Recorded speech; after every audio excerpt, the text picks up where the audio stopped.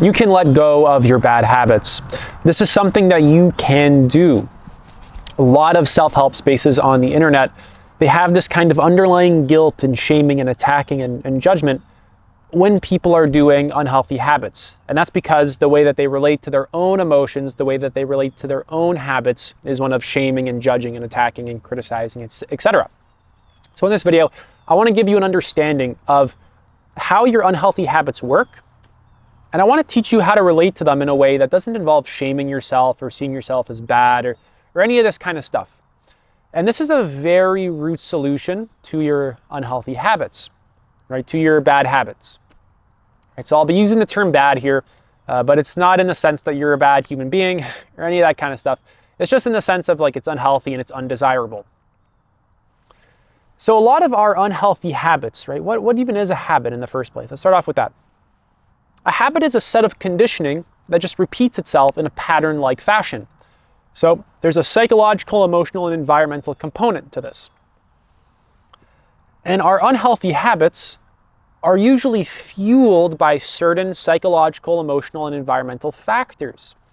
And typically what that involves is a lot of underlying repressed emotion and energy in the body that we don't want to really face and process, driving behavior in a way that disassociates us from ourselves, in a way that allows us to temporarily bypass the pain, but it never really works. It's still a very painful experience all the way through. And this just isn't, of course, a sustainable way of actually living life. You will repeat this pattern until you heal this pattern, and it'll just simply be like that until you begin to actually do this psychological work that I'm going to be discussing in this video. So unhealthy habits are coping mechanisms for stored emotions such as sadness, stress, grief, etc. And this usually begins growing up. We actually just live in a culture that's full of avoidance and escapism. Look at our entertainment, and honestly, I'll just leave it at that. And we pick this up from culture and parents and teachers and school and all this stuff. And this pattern of just avoiding ourselves just inevitably gets instilled inside of us. And our ego, our psychology as well, has just these natural like repressing forces to them, especially because a human, when they're growing up, their nervous system is so sensitive that if they don't have someone to really help them regulate, who is a regulated and emotionally intelligent person, they're naturally going to start repressing quite a lot of stuff. And the ego itself, which is a natural development in human psychology and a natural stage of human development, is a very repressing force. Right? The ego establishes itself in very early childhood so that we can function in the world and get our needs met and navigate reality well. And it uses repression to actually establish a very solid sense of self. It constricts and contracts and all that stuff. So in order to actually begin to grasp how to break your bad habits, you need to build a small understanding of your own psychology. And you can do this through direct observation. Reading books is fantastic. Like, I'd really recommend studying human psychology. But in this very practical sense that we're doing in this video, you can actually notice that when you have an unhealthy habit, there's going to be an emotion related to the habit. Let's say the habit arises, right? The impulse to watch porn arises. What is your state like? Do you feel kind of lonely? Do you feel stressed? Do you feel bored? Do you feel sad? Do you feel kind of numb? Do you feel kind of dull? Are you just trying to grab on to any kind of excitement and stimulation because you just want to feel something rather than the numbness that you actually feel? So essentially, each habit is a pattern, and they are systems, right? You have to think about it in this psychological, emotional, and environmental way. So there's going to be thoughts of wanting to watch porn or eat the chocolate cake or put your hand in a cookie jar or like play the video game. And then there's going to be an emotional byproduct inside of the body that's most likely going to be uncomfortable, right? Even scrolling on your phone, for example, all day. We can say that that's a bad habit, an unhealthy habit. And you'll notice that there's a particular state of being associated with that habit, with those actions. And it's actually up to us to begin to become conscious of our state, because your state of being in that moment is going to be controlling you, and your state of being is going to be the thoughts that you're having, but also, and especially this, the emotions and the pure felt sensations that are occurring in your body.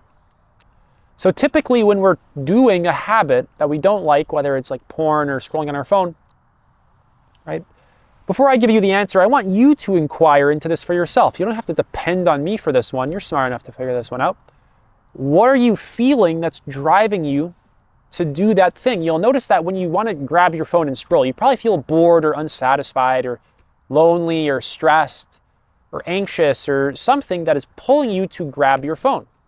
And then because whenever this feeling arises, we have this habit of reaching for, whatever it is we're reaching for, we start to use that thing as a coping mechanism. We start to develop screen addiction, or addiction to video games, addiction to porn, addiction to just like overeating, eating for entertainment, not for pure nutrition and to really fuel your body well. So you can very quickly see that, I unconsciously established these habits because there was certain stuff inside of me, energies and feelings and beliefs and thoughts that I couldn't handle. And this was like an outlet. This was a way of avoiding it. Right? You can see that it's a very clear coping mechanism for pain inside of you that you actually have to really begin to give your attention to and to process. And without doing this, there's no actual real solution to a lot of these problems that you're currently facing. Of course, you can set up your environment in a way that actually supports this, which I would highly recommend. Really take your environment into account. Right? If you have a video game addiction, maybe like unplug your console, tell someone about it in your life, tell your mom or your dad or your brother or your roommate, like, hey, I'm going to give you my PlayStation 5, right? Like, do not give it to me, right? You like find social support as well. It's going to help you quite a lot.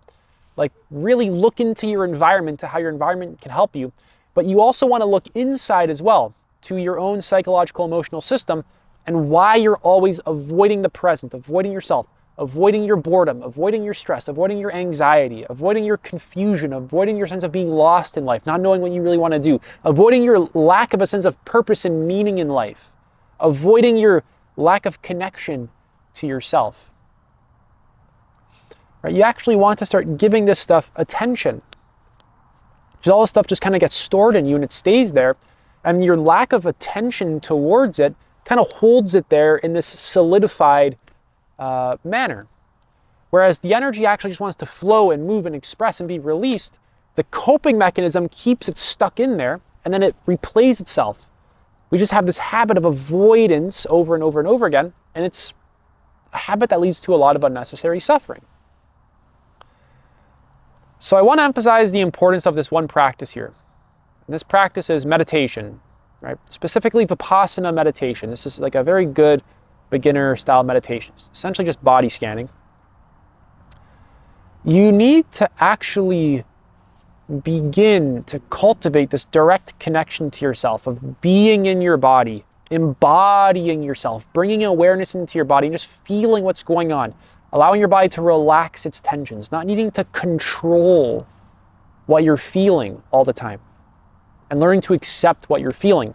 What I mean by not controlling what you feel isn't a lack of impulse control, it's just our control of our feelings is usually a manipulation of them. We want a certain feeling and we want to push away another feeling. We don't want this impulse to arise or this desire, especially the feeling of that impulse or desire to arise. And so like we're always just we're operating within a certain set of conditions. It's like we're controlling our inner state in ways that serve an unconscious agenda of what we believe is a good impulse and what is a bad one. We want the full spectrum of who we are to be able to arise without needing to control them, without needing to push them away, without needing to fix them of any kind. Fix any of them. Counterintuitively, this gives you more impulse control. So it's super counterintuitive. This letting go of control isn't like you become this loose cannon This letting go of control is like you're just not getting so involved in the pure feeling. You're allowing it to come up. You're just allowing yourself to just see it and feel it, and then allowing it to pass away. That's it. And through repeatedly doing this, you actually get a lot more impulse control. You can allow a desire or an impulse to arise and pass. You can allow the feeling associated with it to arise and then pass, right? You can actually begin to cultivate a deeper sense of rhythm and flow within your everyday state. You start to feel more connected to just this present experience. The energy inside of you can move rather than always being stuck. A big part of allowing the energy inside of your body to actually move freely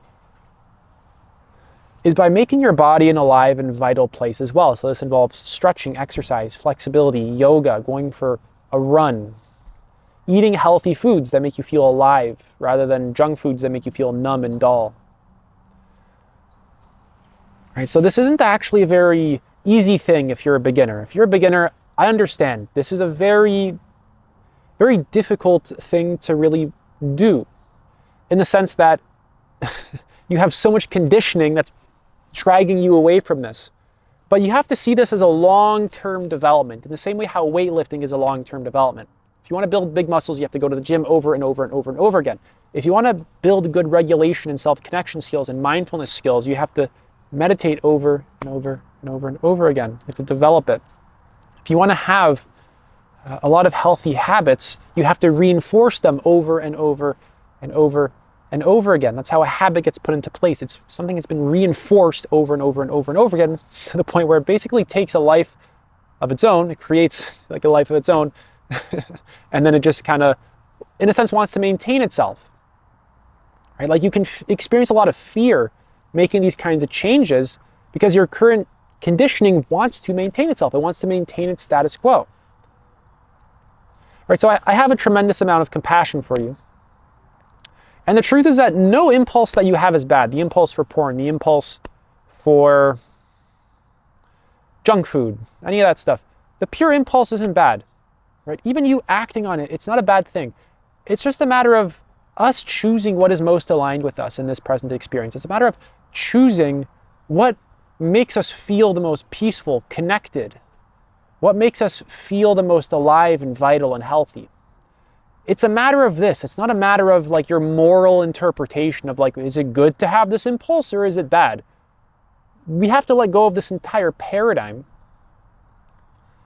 and instead attune to the things that bring us energy, bring us well-being, bring us a sense of peace, bring us a sense of maybe excitement, bring us a sense of passion. Attuning to the things that actually allow you to feel connected to yourself, to feel more authentic. So a lot of letting go of negative habits has to do with erasing old structures within your mind that are stuck there. Rather than trying to pave over them with like a new belief system or a new habit or a new thing, you actually have to go into your mind and start dissolving old conditioning and the emotions related to that conditioning, which can be like fear and stress and uncertainty and confusion. So it can actually be quite hard. And once the pattern is erased, right, now you have an empty slot in your life. Because let's say you watch, I don't know, porn every single night. Now that you're not doing that every night, you have an empty space there. And now you have to fill up that empty space with something, maybe like reading or just looking out your window or meditating. You're just like drinking a little bit of tea. Choose what you want to actually fill up your time with. Right? And you can only really do that once you begin to become aware of your own conditioning through meditation, through giving yourself the inner psychological space so that you can just observe yourself rather than you being unconsciously identified with this conditioning and then it just repeating itself over and over and over again. Because when it's unconscious, you're a slave to it. There's a good Carl Jung quote, "Until we make the unconscious conscious, it will rule our lives and we will call it fate." Something along those lines. I mentioned that quote in a previous video. But basically, the unconscious phenomenon inside of you controls you without you even knowing. And you can become conscious of it and actually rewire it through what I'm saying in this video. I also have a free book list. You can check out the therapy and healing section of it. There's this really good book, Bringing Your Shadow Out of the Dark, Breaking Free from the Hidden Forces That Drive You, something like that. I don't know about the latter section, but Bringing Your Shadow Out of the Dark by Robert Augustus Masters. You're going to want to get your hands on that book. It's maybe like 15 to 20 bucks. You're going to want to just read that book. Just do yourself the favor and invest in your own personal development. Just put the money down, give it your attention and energy. And I promise you it's going to help you quite a lot. So again, we're looking at this as like a slow, long-term development, not an instantaneous change. That's too destabilizing for the mind. That's too much all at once. It's going to throw too much stuff out of whack. It's a slow shift, right? Learning to just process emotion rather than having it control you. Learning to process boredom, sadness, shame, guilt. Learning to sit with it and just be mindful and present with it. Learning to actually, over time, open up your heart to your own suffering. Learning to actually just feel the sensations that are going on right now, rather than you trying to avoid them unconsciously through porn or a video game addiction or a Netflix addiction or scrolling endlessly. Right? And there's no shame in doing this stuff, right? It's just that some things you're honestly just better off without. Like porn, you're just straight up better off without for the rest of your life. If you want to watch a movie on Netflix every once in a while, that's fine. It's just, is this habit like just completely controlling your life? Do you actually invest in your own personal growth? Right? Do you have the time and the attention and the energy to invest in your personal growth? And are you actually acting on it? Or is just a bunch of unhealthy habits completely consuming you? This is the difference here. Of course, if you want to watch TV, yeah, like you can watch TV. But if you've never meditated, if you've never read a book, if you've never done any kind of inner psychological work, it would be wise to maybe want to develop your own consciousness and psyche. Right? If you desire that. Of course, it's up to you and your values and your own goals for your life. But for the love of God, oh my God, living a numb existence where you're glued to a TV or glued to just unconscious addictions, it's a lot of unnecessary suffering. It's extremely unfulfilling. And if you have any wisdom whatsoever, you would most likely agree with what I'm saying here, that you're going to want to minimize how much you're doing a lot of that stuff and really instead dedicate yourself to the things that truly matter to you, to the things that truly give you energy, to the things that truly excite you and are authentic to you. You did not come to planet Earth to just sit here and watch TV and then die, or to just watch porn or eat cupcakes. You have value just by you existing. Your very existence is so valuable and precious. Do not squander this wonderful opportunity that you have here. That's it for this video. If you want to apply to work with me one-to-one, you can do so. Link is in the pinned comment. Take it easy.